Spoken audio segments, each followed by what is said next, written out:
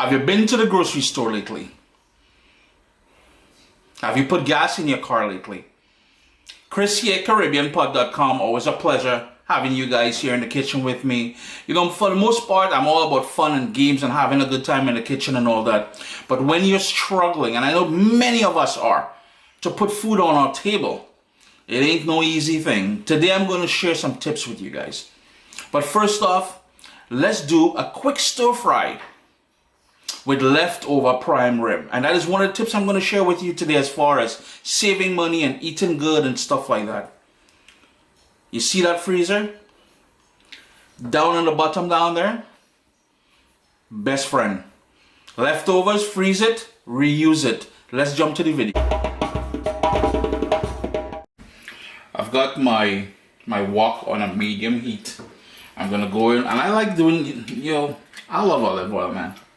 If you guys want to use vegetable oil because of the whole smoke point thing and all that, canola oil, whatever oil, peanut oil, rock that time on a heat. And I love a little olive oil, onion, garlic. Full list of ingredients down below. And I wish the wok was a little bit more hot, but small thing. I'm going to let this go for about a minute. And hit it. A little grated ginger, not too much, and remember that's going to give it a sort of a fiery or peppery note.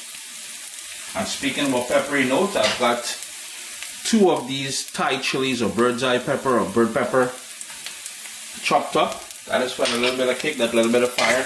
I'll move that around. Need some black pepper in there.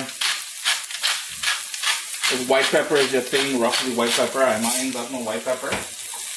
And this is all stuff I found in the fridge, to be honest with you. I've got some bell pepper that was starting to go bad. I've got some celery and I've got some carrots. And today, the sort of leftover is some prime rib. If you follow me on Instagram, over the holidays I did prime rib, and that is it here, and I cut it up into strips, maybe about half of a centimeter or so thick. And that is the whole idea here, is one, cleaning out the fridge, using up the stuff that you have in the fridge there, just sitting around, keep it taking up space. A minute after adding the bell peppers in there, and if you want to add mushrooms, whatever you got left around, just laying around in the fridge there, by all means, make use of that.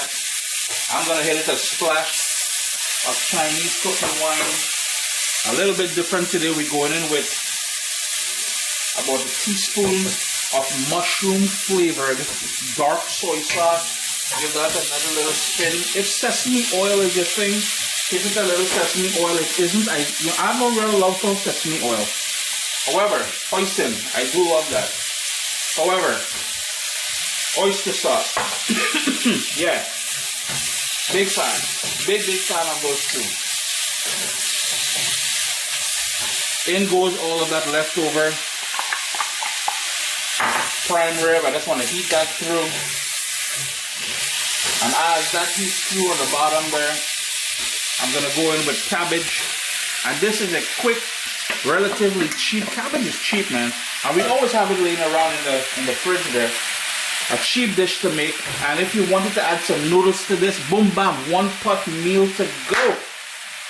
As I stir this, let's talk about the sequence in which we added everything. The ginger, garlic, and onion. The reason why we went in first, because we wanted to start off with that flavor base. That deep, rich flavor. 2, we went in with the carrots and peppers and celery, which is a bit more tough. That will take a bit longer to cook, so that is why we went in with that. 3, the protein, which is the prime rib. We added after the bell pepper and carrots and stuff like that, because we wanted to sort of perfume the dish with the sort of deep, rich, meaty flavor. And remember, we have all those sauces in there. The cabbage last.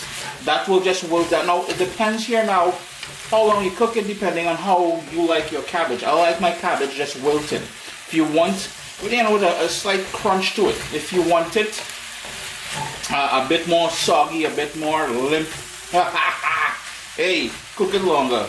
1 more minute and this thing's done.